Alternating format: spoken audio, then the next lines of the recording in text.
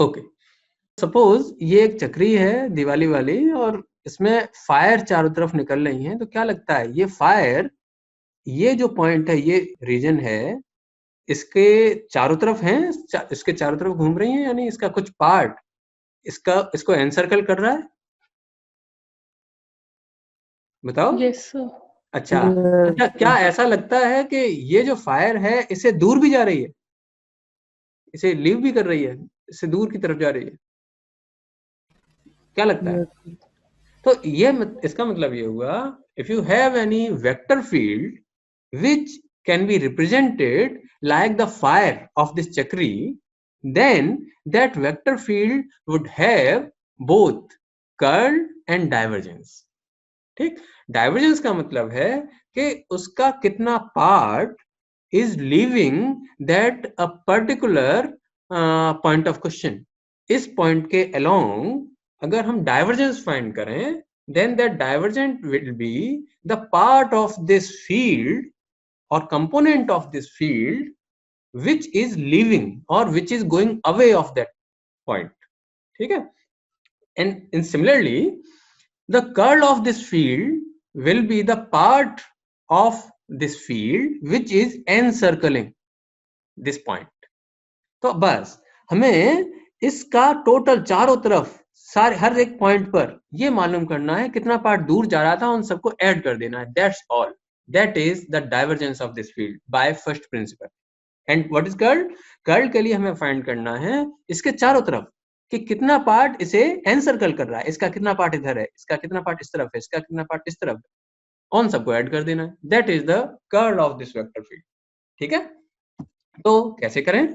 तो सपोज हमने ये वाला पॉइंट चूज किया, ऐड तो सारे पॉइंट पे काउंट करके ऐड करना है सबको, हमने चलो ये वाला पॉइंट ले लिया और उसमें फायर कौन सी तरफ जा रही थी?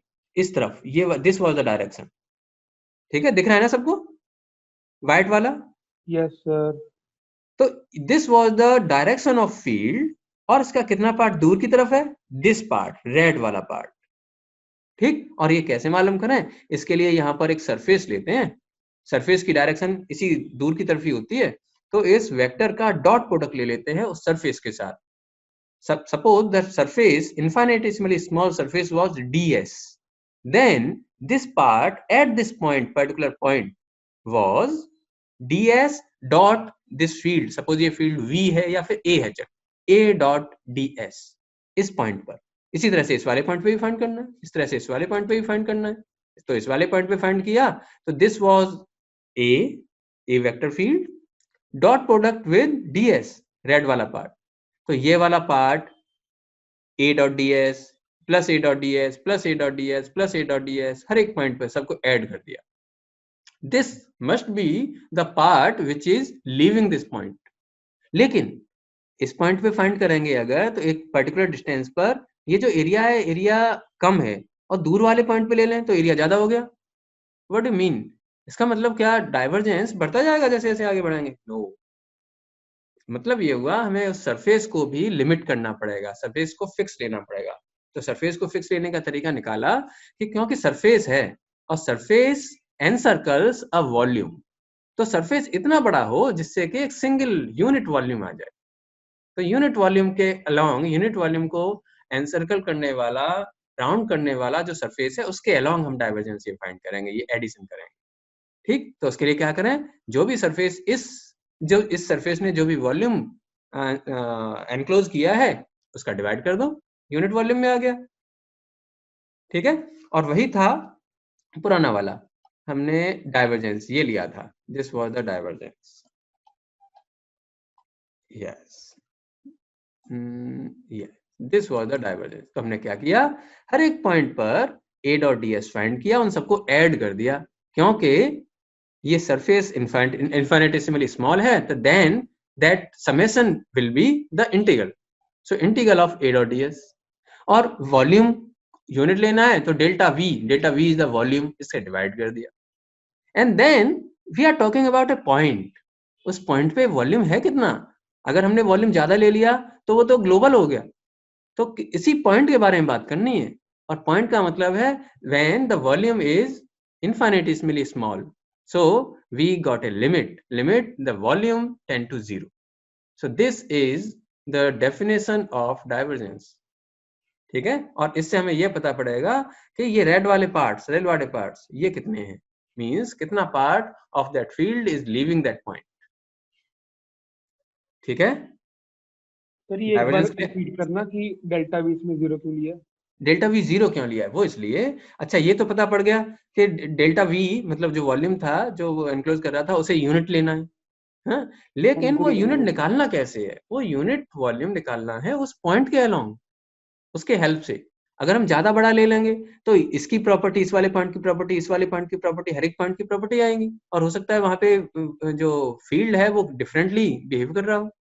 तो इसलिए उसी पॉइंट के अलोंग फील्ड का जो बिहेवियर है उसी की हेल्प से हमें डाइवर्जेंस निकालना होता है. तो उसके लिए हमें लोकलाइज करना होता है इस पूरी थ्योरी को. लोकलाइज का मतलब एक ही पॉइंट के अलोंग, और point is defined by infinitesimally small surface and volume. That is point. The point is what? Physically the point is infinitesimally small. तो हम अगर हम वॉल्यूम की बात करें तो वॉल्यूम से टेंड टू 0 है ना. तो किसी पॉइंट के अलोंग निकालने के लिए हम वॉल्यूम को इनफाइनेटिसिमली स्मॉल कर देते हैं. That's all. ठीक है, मतलब सर हम जो डाइवर्जेंस है वो मतलब एक पॉइंट के अबाउट निकालेंगे. यस, किसी एक पर्टिकुलर पॉइंट पर ही निकालते हैं. डाइवर्जेंस भी, इवन कर्ल भी हर एक पॉइंट के लिए निकाला जाता है. Okay sir. ठीक है, क्योंकि हमें जब कोई फंक्शन एक्स वाई जेड का होगा उसे उसका डाइवर्जेंस तो निकाल लिया, लेकिन हम क्या करें, अब एक्स वाई जेड की वैल्यू रखनी पड़ेगी. एक्स वाई जेड की वैल्यू रखने का मतलब है the coordinates of a particular point जिसकी हम बात कर रहे हैं. ठीक है, तो हम डाइवर्जेंस किसी एक पर्टिकुलर पॉइंट के लिए निकालते हैं. Is that clear to everybody? Yes sir. अच्छा, अब बात करते हैं, कर्ल की बात कर लेते हैं. Curl is what? Curl is the part of this white वाला vector which is encircling this area, means the blue part, blue component. तो इस पॉइंट पर ब्लू कंपोनेंट कैसे निकालें? हम एक काम करते हैं, इस पॉइंट के चारों तरफ एक कर्व ड्रॉ करते हैं, और उस कर्व की डायरेक्शन डेफिनेटली इसके एनसर्कल ही कर रही होगी. तो इसका पार्ट निकालने के लिए उस कर्व की डायरेक्शन में हम इस ए वेक्टर का डॉट प्रोडक्ट उस लाइन से निकाल लेते हैं, line vector. Suppose that curve is represented in this region by dl. dl is that smallest distance on that curve. So dl dot a. तो a dot dl निकाल लिया. So that a dot dl is this blue वाला part. At this point, at this point, at this point, हर एक point पर ये blue वाला part find किया, सबको ऐड कर दिया. तो ऐड करेंगे तो क्या आएगा? ऐड करेंगे तो ये वाला पार्ट आएगा, इसे भी ले लेते हैं. Yes, this. ठीक, तो हमने a डॉट dl किया, सबको ऐड किया, और dl वाज इनफाइनेटेसिमली स्मॉल, और इस पूरे सर्कल के लिए उसे ऐड किया था. That summation will become an integral, और क्योंकि इस पूरे सर्कल में इसे फाइंड किया है, then this is closed line integral. dl है इसलिए लाइन इंटीग्रल. डाइवर्जेंस के लिए भी वही क्लोज था, इसलिए था दिस वाज द एनक्लोज्ड और क्लोज्ड सरफेस इंटीग्रल. तो कर्ल के लिए हमने क्या किया, हमने डॉट प्रोडक्ट एल से लिया, सबको ऐड कर दिया, and that is closed line integral. बस हो गया. But we have a problem. What is that? कि अगर हमने कर्व यहां पे लिया तो इसकी वैल्यू कुछ आएगी, और कर्व दूर ले लिया तो वैल्यू बढ़ जाएगी. तो इसे फिर से लिमिट करने के लिए कैसे? Curve is enclosing some surface, तो सरफेस यूनिट हो, इतना बड़ा कर्व लेंगे जिससे कि सरफेस यूनिट हो जाए. तो उसके लिए जो भी सरफेस इसने एनक्लोज की कर्व ने, उससे डिवाइड कर दें. Then again we are talking about a point, and point is again defined by infinitesimally small area. तो उसके लिए सरफेस को फिर से लिमिट किया, limit delta S tends to 0. This is the first principle definition of curve. ये ठीक है, जैसे हमने इसके लिए किया था डाइवर्जेंस के लिए, वैसे इसमें भी किया. तो अब क्लियर है ये divergence and curl? Yes sir. सबको? Yes sir. किसने पूछा था? सर मैंने कल पूछा. यस सर, क्लियर है ना? ओके. तो अब हम थोड़ा सा आगे बढ़ते हैं, अगर कोई और कुछ और नहीं पूछना है किसी को तो आई थिंक सो. तो ठीक है, तो हम बात कर रहे थे हमने अब तक बात की किसी फील्ड की, ठीक है, डाइवर्जेंस एंड कर्ल की। अब इंटीग्रल कैलकुलस की भी बात की थी। इंटीग्रल कैलकुलस में we had 3 types of integrals. One was line integral, another was surface integral and third was volume integral. ठीक, और हमें पता है अच्छे से कि अगर हमारे पास कोई डिफरेंशियल हो और उसका इंटीग्रल करें तो वो फंक्शन आ जाता है। ठीक है, ठीक इस तरह से अगर this was a definite integral, function था f, उसका डिफरेंशियल था x के रेस्पेक्ट में, x के रेस्पेक्ट में ही हमने इंटीग्रल किया from a to b, then this would be fbx minus fax। ठीक है, जो लिमिट्स हैं, लिमिट्स पर इनकी वैल्यूज का difference. So the integral of A derivative of a function over an interval a and b, these are the interval, ठीक, over an interval is equal to the values of that function, this function f, at the boundary or extremities of the interval. What are the boundaries? Boundaries are a and b. ठीक, तो बस this was the simply the value. तो इसका use हम कर सकते हैं कुछ और हमारे पास ग्रेडियंट, डाइवर्जेंस एंड कर्ल थे उनके लिए। ठीक, इंटीग्रल कैलकुलस जनरली डिफिकल्ट होती है डील करना, डिफरेंशियल कैलकुलस आसान होती है, ऐसा हमने पता है। ठीक, डिफरेंशियल किसी भी फंक्शन का निकाला जा सकता है, but we can not compute the integral of every function. ठीक, तो डिफरेंशियल में वो डिफिकल्टी यहाँ पे क्या आएगी, वो ये कि अगर किसी इक्वेशन में सरफेस इंटीग्रल भी हो और वॉल्यूम इंटीग्रल भी हो तो क्या करें, दोनों को सॉल्व कैसे करें, वी हैव ए डिफिकल्टी। अगर किसी इंटीग्रल इक्वेशन में सरफेस इंटीग्रल भी हो, लाइन इंटीग्रल भी हो, then what should be done, we don't know yet. ठीक है, तो उसके लिए हम वी हैव सम थ्योरम्स, और उसके लिए बस यही है कि एक सरफेस को, एक तरह के इंटीग्रल को दूसरे इंटीग्रल में कैसे बदला जाए। ठीक, तो उसके लिए हम बाउंड्री की बात कर रहे थे अभी। तो सरफेस की बाउंड्री क्या होती है? सरफेस की boundary means how we can draw a surface by a curve. Am I right? Am I right? Yes sir. तो सरफेस की बाउंड्री होती है कर्व, और वॉल्यूम की बाउंड्री क्या होती है? The surface. So this is a hint. तो उसके लिए we have two theorems. One is Gauss divergence theorem, and this says that the surface integral of any vector field is equal to the volume integral of the divergence of that field. ठीक, तो volume integral को surface integral में और surface integral को volume integral में Gauss theorem की help से change किया जाता है। ठीक है, अगर हमें जरूरत पड़े तो। Okay, and this surface is what, हमें यहाँ दिख रहा है कि ये surface integral is over a closed surface, क्योंकि यहाँ क्लोज्ड इंटीग्रल है। So this surface should be the surface which encloses this given volume. So Gauss divergence theorem says that the total outward flux, this is the flux, हमने पहले बात की थी, surface integral का मतलब है फ्लक्स ऑफ दैट फील्ड। ठीक, और क्लोज्ड इंटीग्रल का मतलब टोटल फ्लक्स। ठीक, पूरे सरफेस से जितना भी बाहर जा रहा है। So total outward flux of a vector this at a closed surface is same as the volume integral of the divergence of that field.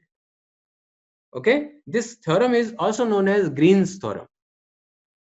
Okay, so this was the first theorem which interconverts the volume integral and surface integral, and another theorem is the Stokes theorem. These were the two mathematicians. So Stokes theorem converts the line integral and surface integral into each other. कैसे? Line integral of any vector field over a closed line or closed curve is equal to the surface integral of curl of that field. ठीक है, और ये जो line है, line वो होनी चाहिए that is enclosing this given surface. जिस सरफेस के along हम कर्ल निकालें, उसे enclose कर रही हो that line. So Stokes theorem is what? The circulation of a vector field. Circulation means curl of vector field around a closed path L is equal to the surface integral of curl of vector field. ठीक है, तो this is the Stokes theorem and this is Gauss theorem. तो तुम्हें ये दोनों याद रखने हैं। अच्छा, इसमें क्या था कि ये this is the differential divergence of A, this is differential, और ये वॉल्यूम इंटीग्रल क्या है, दिस इज ट्रिपल इंटीग्रल। ठीक, तो एक सिंगल टाइम का डिफरेंशियल ने उन थ्री इंटीग्रल्स में से एक इंटीग्रल को कंज्यूम कर लिया, बचे कितने, 2, and double integral is the surface integral.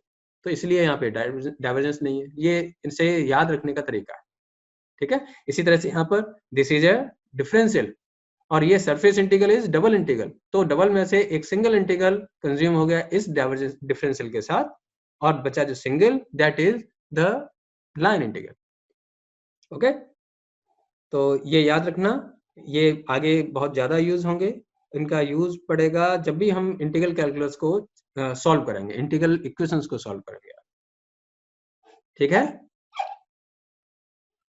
चलो, तो अगर इनको याद कैसे रखना है, इन्हें एक बार याद रिपीट रखने करना के, हाँ, इन्हें याद रखने के लिए लाइन से स्टार्ट कर, इससे वॉल्यूम से स्टार्ट करते हैं। ठीक, तो वॉल्यूम इंटीग्रल का डाइवर्जेंस, ठीक है, तो गॉस डाइवर्जेंस थ्योरम है, जैसा कि इसका नेम है, तो डाइवर्जेंस से स्टार्ट करेंगे। अच्छा, यहाँ पर ये है डिफरेंशियल, ये डाइवर्जेंस, कर्ल और ग्रेडियंट, ये तीनों ही डिफरेंशियल्स हैं। ठीक, अपने अपने तरीके के, अलग अलग तरीके के। ठीक, तो divergence is a differential, the single differential consumes a single integral inside the triple integral of volume integral. तो वॉल्यूम इंटीग्रल जो कि ट्रिपल इंटीग्रल था, उसमें से एक सिंगल इंटीग्रल तो इसके साथ कंज्यूम हो गया, वो डिफरेंशियल, ये वाला डिफरेंशियल और उसका इंटीग्रल, ये दोनों गायब, बचे 2 इंटीग्रल बचे, and double integral is the surface integral. सही है ना, तो ये ट्रिपल इंटीग्रल से डबल रह गए और एक इंटीग्रल इसके साथ चला गया, गायब हो गया, तो ए रह गया बस। और वॉल्यूम है और ये सरफेस है, तो सरफेस छोटा है, surface is a boundary of this volume, तो सरफेस वो होना चाहिए जो इसकी बाउंड्री बन जाए, बाउंड्री बन जाए का मतलब क्लोज्ड इंटीग्रल होना चाहिए। ठीक, ऐसे यहाँ पर ये एक सिंगल डिफरेंशियल इस डबल इंटीग्रल के एक इंटीग्रल को, सिंगल इंटीग्रल को कंज्यूम कर लेता है, बाकी बचा single integral, that is line integral. Again surface का बाउंड्री लाइन है। ठीक, तो ये लाइन इंटीग्रल में ये जो लाइन है वो, या कर्व है, वो वाला कर्व होना चाहिए जो इस सरफेस को एनक्लोज कर रहा हो, तो तब इसलिए ये this is the closed line integral and this is closed surface integral. अगर इसी तरह की शेप है तब हम इन्हें यूज कर सकते हैं, अगर कहीं पर ये आए तो इसकी जगह पे ये लिखा जा सकता है, या फिर इसका वैसे वर्सा।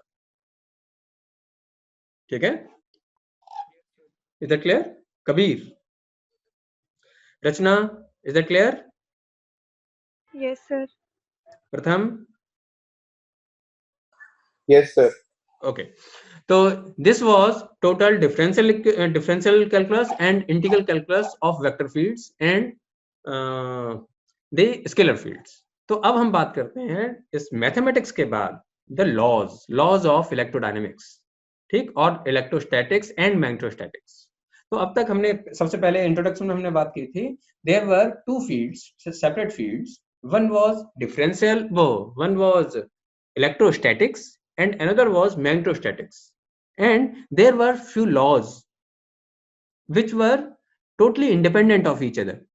ठीक, जैसे इलेक्ट्रोस्टैटिक्स का एक लॉ था गॉस लॉ, ये ध्यान रखना, this is a theorem, these two are the theorems, theorems means mathematical concepts and laws are physical concepts, physical phenomena. ठीक, तो गॉस लॉ इलेक्ट्रोस्टैटिक्स के लिए डिफाइंड था पूरी तरह से। अच्छा, एम्पियर लॉ और था, इसी वो था मैग्नेटोस्टैटिक्स के लिए डिफाइन, और उसके बाद धीरे धीरे डेवलपमेंट हुआ और एक फैराडे लॉ आया। Faraday law was a law which interconnects electrostatics and magnetostatics. ठीक, स्टैटिक्स का मतलब होता है जहां पर भी कुछ रुका हुआ है, स्टैटिक है। इलेक्ट्रोस्टैटिक्स का मतलब जहां पर कोई चार्ज रुका हुआ है या फिर उसकी वैल्यू चेंज नहीं हो रही है with time. Magnetostatics is the magnetostatics में स्टैटिक क्या है, the value of current, current रुका हुआ है, लेकिन करंट है क्या, करंट में चार्ज इज इन मोशन। ठीक, तो अगर दोनों को इंटरकरेंट किया जाए then that field is known as electrodynamics. Dynamics means moving, changing, varying. ठीक, तो electrodynamics means the field in which the charge is dynamic, charge is moving. तो क्योंकि चार्ज है इसलिए इलेक्ट्रोस्टैटिक्स वाले लॉज भी वहां पर हैं, और क्योंकि चार्ज मूव कर रहा है या फिर करंट रुका हुआ है, करंट की वैल्यू चेंज नहीं हो रही, तो वो मैग्नेटोस्टैटिक्स के लॉज भी वहां पर। तो we will talk about all 4 laws in the fundamental laws of electrodynamics, and the 4 laws are Gauss law in electrostatics, Gauss law in magnetostatics, Ampere's law and Faraday's law. Okay, so are you ready? और उससे पहले हमने Gauss law और इनकी बात की, लेकिन अभी फील्ड की बात नहीं की. तो electric field and magnetic field, these were 2 fields, और इनके लिए फॉर्मूलाज पता थे ना. कूलम लॉ देता था फॉर्मूला फॉर इलेक्ट्रिक फील्ड, और बायो-सेवर्ट लॉ से हमें मैग्नेटिक फील्ड के बारे में मालूम पड़ता था. ये जाने पहचाने हैं फॉर्मूले या नहीं, इलेक्ट्रिक फील्ड और magnetic field? Yes sir. Really? Yes, sir. मुझे तो ऐसा लगता था कहीं से आएगा ऐसा कि नहीं, हमने नहीं देखे. शिवांश? सर इंटीग्रल वाले तो नहीं देखे हैं. सर इंटीग्रल नहीं देखा. हाँ, इंटीग्रल नहीं देखा, ई और बी तो देखे. तो देखो इंटीग्रल कुछ नहीं है. इंटीग्रल इज व्हाट, हमने जब वॉल्यूम इंटीग्रल पढ़ा था तो हमने क्या कहा था कि volume integral gives the total charge in a volume. तो ये rho is the volumetric charge density. तो अगर वॉल्यूमेट्रिक चार्ज डेंसिटी रो का वॉल्यूम इंटीग्रल ले लें, that will be Q, the charge. तो हो जाएगा Q by R square. R cap is the direction of field, 1/4 pi epsilon naught. अब तो क्लियर है? अब तो ये क्यू हो गया, क्यू बाई आर स्क्वायर. अच्छा, यहां पर क्या है, ये integral of I D L, ये तो पढ़ा होगा, I into D L into sine theta divided by R square. ऐसे ही था ना, I D L sine theta, I L sine theta by R square. Yes sir. ठीक है, साइन थीटा कहां से आया, इस क्रॉस प्रोडक्ट से. तो बस ये भी वही है. तो बस इन्हें इंटीग्रल फॉर्म में लिखा गया है, और ये मैंने ऐसे इसलिए लिखे जिससे कि ये पता पड़ सके दोनों एक जैसे हैं, दोनों में कोई अंतर नहीं है. इलेक्ट्रिक फील्ड और मैग्नेटिक फील्ड बिल्कुल एक जैसे हैं, दोनों के बिहेवियर से एक जैसे हैं. कैसे? 1/4, वो यहाँ पर the source of electric field is charge and the source of magnetic field is I, current. दोनों एक जैसे. ठीक, ये वॉल्यूम इंटीग्रल है क्योंकि चार्ज एक वॉल्यूम में स्प्रेड होता है, लेकिन करंट तो लाइन में चलता है, तो इसलिए ये लाइन इंटीग्रल. ठीक है, किसी एक पर्टिकुलर डायरेक्शन में ही वो चार्ज मूव कर रहा होगा. So the direction of the regime of current is line, तो इसलिए लाइन इंटीग्रल है. ठीक है, तो ये दोनों क्लियर है. देन दोनों का बिहेवियर पोजीशन के साथ सेम है, आर स्क्वायर के साथ साथ वो डिक्रीज करते हैं. ठीक है, 1/r स्क्वायर 1/r स्क्वायर. और डायरेक्शन आर वाली है, आर कैप दूर की तरफ होते हैं हमेशा. बी भी दूर की तरफ होता है, इलेक्ट्रिक फील्ड भी दूर की तरफ होता है. And this is the proportionality constant 1/ε0. This is a little difference which differentiates between electric field and magnetic field, 1/ε0. तो जब भी हम इलेक्ट्रिक फील्ड से मैग्नेटिक फील्ड की तरफ ट्रांजिट करते हैं तो एप्सिलॉन की जगह पर 1/μ0 रख देते हैं. तो ये हो गया μ0 simply. This is permeability of the surface of the medium, this is permittivity of the medium. और ये दोनों ही शो करते हैं कि ईज क्या है इलेक्ट्रिक फील्ड की या मैग्नेटिक फील्ड की उस सरफेस से पास, उस वॉल्यूम से पास होने के लिए. So ε0 is the ease by which electric field passes through that medium, and μ0 is the ease by which magnetic field passes through that medium. ठीक है, and 1/4 pi दोनों में एक जैसा है. But why 4 pi? कोई गेस करेगा, अंदाजा लगाएगा? 4 pi क्या कर रहा है यहाँ पे? हमें पता पड़ गया दिस इज सोर्स, इसलिए यहाँ पर this is the extent of this source, इसलिए ये टाउ मतलब वॉल्यूम इंटीग्रल यहाँ पर है. आर स्क्वायर इसका बिहेवियर है कि इस तरीके से वो चेंज होता है. ε0 मीडियम की property. But why 4 pi? Any guess? Constant. हाँ, कांस्टेंट तो ε0 में इसके अंदर भी डाल सकते थे सिंपली. स्फेरिकल वॉल्यूम के कारण. एग्जैक्टली. ठीक, तो 4 pi is total solid angle, और इसलिए this represents the spherical symmetry कि चारों तरफ तो इतना है, पर्टिकुलर डायरेक्शन में देखेंगे तो पर्टिकुलर सॉलिड एंगल में देखना है तो यूनिट सॉलिड एंगल 4 pi का डिवाइड कर दिया in both of the fields. So these are the similarity. ठीक, और फील्ड के लिए जो फ्लक्स है, फ्लक्स के बारे में भी तुम लोगों को पता है. ठीक, फ्लक्स क्या होता है? Flux of any field is E.ds, surface के साथ dot product and total flux is integral of that surface integral. ठीक, इनका हम जनरली अभी यूज करेंगे, इसलिए मैंने इसे दोबारा डिफाइन किया। So in the next slides we'll define the electric flux by phi E and magnetic flux by phi M। ठीक है, जहां पर भी M हो that is magnetic flux and जहां E है that is electric flux। Okay, so Gauss law, we were talking about the Gauss law। so Gauss law is what, तुम्हें पता है, पढ़ा हुआ है तुमने 10+2 में, that Gauss law in electrostatics says that total outward electric flux through any closed surface, ठीक है, total outward electric flux through a closed surface, closed integral, is equal to 1 by epsilon naught times total charge enclosed। अच्छा, तो what is this Q? Q is this volume integral of charge density, ठीक है, 1 upon epsilon naught total charge। अब जो मैंने पहले बात की थी कि integral equations are not easy to handle, ठीक, और वो क्यों, क्योंकि कभी उसमें वॉल्यूम इंटीग्रल आ जाता है, कभी सरफेस इंटीग्रल आ जाता है। ठीक, तो यहाँ देखो, यहाँ वॉल्यूम इंटीग्रल दोनों में आए हैं, लेकिन इस केस में तो इसे सॉल्व करना आसान है।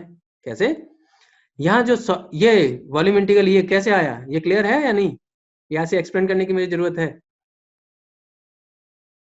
मैंने ये डायरेक्ट लिखा और मैं बोल रहा हूँ कि यहाँ पे ये आसान हो गया है, तो ये क्लियर है। ये जो टोटल आउटवर्ड इलेक्ट्रिक फ्लक्स है, इसे मैंने इस फॉर्म में लिखा है, इस सरफेस इंटीग्रल को वॉल्यूम इंटीग्रल में कन्वर्ट कर दिया है, यूजिंग विच थ्योरम, जो पहले वाली थी, Gauss divergence theorem, right. Yes sir. तो ऐसा क्यों किया, क्योंकि this charge can be written as the volume integral, और यहाँ सरफेस इंटीग्रल हो जाता है, तो प्रॉब्लम हो जाती। तो सरफेस इंटीग्रल को गॉस डाइवर्जेंस थ्योरम के हेल्प से वॉल्यूम इंटीग्रल में कन्वर्ट किया। Here, this volume over which this volume integral is computed is enclosed by this surface, ठीक है, और E का डॉट प्रोडक्ट ले लिया, that's all। तुमने क्या किया, अब हमारे पास दोनों वॉल्यूम इंटीग्रल हो गए, इन्हें सॉल्व करना बड़ा आसान था, सिंपली कंपेयर कर लेंगे, del dot E will be rho by epsilon naught. और इसी तरह से अगर हम मैग्नेटिक फ्लक्स के बारे में बात करें, तो मैग्नेटिक फ्लक्स टोटल कितना होता है, मैंने यहाँ लिखा है equal to 0। Is that clear? Is that right? The total magnetic flux going outward through a closed surface is always 0. Why? जबकि ये 0 नहीं था, कोई जरूरी नहीं था ये 0 हो, वो इसलिए कि चार्ज हो सकता है नॉन जीरो वैल्यू हो, उस सरफेस के अंदर केवल पॉजिटिव चार्ज रखा हो, इलेक्ट्रिक फ्लक्स लाइन केवल बाहर जा रही हो सकता है उसके अंदर केवल नेगेटिव चार्ज रखा हो और सारी इलेक्ट्रिक फ्लक्स लाइन अंदर आ रही है, तो वो 0 नहीं होगा। लेकिन मैग्नेटिक फ्लक्स के केस में प्रॉब्लम है कि हम जब भी किसी मैग्नेट को किसी क्लोज सरफेस के अंदर रखेंगे, तो जितनी मैग्नेटिक फील्ड लाइन बाहर जाएंगी उतनी ही वापस भी आएंगी, क्योंकि the magnetic flux lines are continuous lines, they can not generated और be ended. Am I right? Yes sir।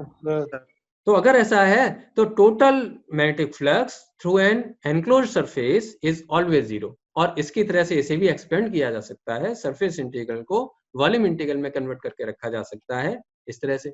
So this will be equal to 0, और इन दोनों से हमें ये इंफॉर्मेशन मिली कि del dot E is equal to rho by epsilon naught. ठीक है, एप्सिलॉन नॉट क्योंकि कांस्टेंट था, ऐसे इसलिए इसे अंदर भी रख सकते हैं। और इसी तरह से इससे इंफॉर्मेशन मिली that del dot B is equal to 0। तो ये कहां से आया, ये वाला इक्वेशन, ये इक्वेशन गॉस लॉ से, और गॉस लॉ में ये इंटीग्रल था, हमने बड़ा आसानी से इस इंटीग्रल को डिफरेंशियल में कन्वर्ट कर दिया। ठीक है, so this is the differential form of Gauss law in electrostatics, and this is the Gauss law और differential form of Gauss law in magnetostatics. ठीक है, हमारे पास ये जो गॉस लॉ था इलेक्ट्रोस्टैटिक्स का, इसमें इंटीग्रल फॉर्म था, हम इंटरेस्टेड नहीं थे, हमने क्या किया, उसे डिफरेंशियल फॉर्म में चेंज कर लिया, और इसे डील करना, इसके साथ डील करना बहुत आसान। ठीक है, क्योंकि हमें केवल डॉट प्रोडक्ट लेना आएगा। सो नेक्स्ट आगे वाले स्लाइड्स में, या आगे जब भी हम इलेक्ट्रोडायनामिक्स पढ़ेंगे, जब भी हम गॉस लॉ बोलेंगे, Gauss law will be this differential form, del dot E, और divergence of electric field is equal to 1 by epsilon naught times charge density, volumetric charge density. ठीक है, कोई प्रॉब्लम तो नहीं? सर ये मैग्नेटिक वाले की वैल्यू 0 क्यों आती है? मैग्नेटिक वाले की वैल्यू 0 इसलिए कि हम मैग्नेटिक फ्लक्स की अगर बात करें तो मैग्नेटिक फ्लक्स फिजिकली डिफाइंड है total number of field lines which are going outward और which are going inward. Flux field line की ही तो बात करते हैं, तो इसमें जो फील्ड लाइन किसी सरफेस को छोड़ के बाहर जाती है उन्हें हम पॉजिटिव बोलते हैं, और जो फील्ड लाइन किसी सरफेस से एंटर करके उस पॉइंट तक आती हैं जिसकी हम बात कर रहे हैं उन्हें हम नेगेटिव बोलते हैं। Number of field lines, am I right Ravi? ऐसे ही था ना? Yes sir. अच्छा, तो अगर हम मैग्नेटिक फील्ड लाइन की बात करें तो हम एक सरफेस लेंगे, कोई क्लोज सरफेस, सपोज एक बलून ले लिया, उसके अंदर वो उसका सरफेस तो क्लोज्ड है ना, उस सरफेस के अंदर अगर कोई ऑब्जर्वर बैठा हो और ये मालूम कर रहा हो कि टोटल फील्ड लाइन बाहर कितनी गई, मैग्नेटिक फील्ड लाइन, तो वो देखेगा वो तो 0 गई, क्योंकि जितनी बाहर गई थी उतनी अंदर भी आ गई। क्यों? क्योंकि magnetic field lines continuous lines होती हैं, जहां से ओरिजिनेट होती हैं वहां पे वापस आना होता है। इलेक्ट्रिक फील्ड लाइन के साथ ऐसा नहीं है। इलेक्ट्रिक फील्ड लाइन तो पॉजिटिव चार्ज से स्टार्ट होती है, नेगेटिव पे एंड हो जाती है, खत्म हो जाती है, कंटिन्यूअस लाइन नहीं है इलेक्ट्रिक फील्ड लाइन। लेकिन magnetic field lines continuous lines है, ठीक है, नॉर्थ से निकल के साउथ में एंटर करती हैं और मैग्नेटिक उसके मैग्नेट के अंदर साउथ से नॉर्थ की ओर जा रही होती है, वो कंटिन्यूअस लाइंस होती है। तो अगर कोई ऑब्जर्वर किसी क्लोज सरफेस के अंदर है और ये वो काउंट करना चाहे कि फील्ड लाइन कितनी बाहर गई, then he will count the 0 lines. Is it clear? Yes sir. ठीक है ना? किसी और को, सबको क्लियर है ना ये वाला? हाँ सर, हमने इलेक्ट्रिक फील्ड के केस में सिर्फ आउटवर्ड फ्लक्स को लिया था, कंसीडर करा था। हाँ। लेकिन मैग्नेटिक फ्लक्स में हम आउटवर्ड और इनवर्ड दोनों का नेट निकाल रहे हैं, तब 0 आ रहा है वो। नहीं नहीं नहीं नहीं, हम किसी रूम में बैठे हैं, ठीक है, और कितने लोग बाहर गए टोटल, वो कैसे डिफाइंड होगा? वो ऐसे डिफाइंड होगा, किसी एक पर्टिकुलर टाइम पे नंबर ऑफ पीपल उस रूम के अंदर कितने हैं, थोड़ी देर के बाद कितने नंबर ऑफ पीपल है, दोनों का डिफरेंस कर लें। थोड़ी देर बाद अगर कम हो गए तो लोग बाहर गए होंगे, वो हमारे पास कंप्यूट करके आ गया वैल्यू, ठीक है। तो जब भी हम आउटवर्ड फ्लक्स की बात करते हैं, हमें तो इनफैक्ट दोनों का ही समेशन लेना होता है। जैसे यहाँ था इलेक्ट्रिक फील्ड के केस में, सपोज उस क्लोज सरफेस के अंदर पॉजिटिव चार्ज और नेगेटिव चार्ज दोनों रखे होते, तो क्या हम आउटवर्ड फ्लक्स के लिए पॉजिटिव चार्ज को ही कंसीडर करते हैं, क्योंकि वहीं से तो इलेक्ट्रिक फील्ड लाइन बाहर जा रही है। इलेक्ट्रिक फील्ड लाइन तो नेगेटिव चार्ज की तरफ भी आ रही होंगी, उन्हें तो हमें माइनस करना पड़ेगा। That is the true value of the outward electric flux. मैं सही बोल रहा हूँ? Yes sir. Yes sir. ठीक है ना? जो मैंने बोला लॉजिकल है या नहीं? Yes sir, yes sir. तो जब भी हम आउटवर्ड फ्लक्स की बात करेंगे, हमें बाय फोर्स इनवर्ड फ्लक्स भी देखना पड़ेगा। हमें ये देखना पड़ेगा कि इनवर्ड मैग्नेटिक फ्लक्स जो है वो माइनस हो जाए उस आउटवर्ड फ्लक्स में से। That is the net value. तो नेट वैल्यू के लिए हमें दोनों ही देखने पड़ते हैं। सर नेट आउटवर्ड फ्लक्स होगा फिर? Yes, net outward flux. Net outward flux through a close surface is what? ये हमें फाइंड करना है इन दोनों में, नेट आउटवर्ड फ्लक्स, ठीक है, total outward flux. Sir okay sir हाँ, क्लास का टाइम हो गया। अच्छा अच्छा ठीक है। तो आज हम रखते हैं, आज हमने पढ़ा Gauss law in electrostatics and magnetostatics. Next class में हम लोग डिस्कस करेंगे फैराडेज लॉ को और एम्पियर्स लॉ को। Okay, so we end at this point.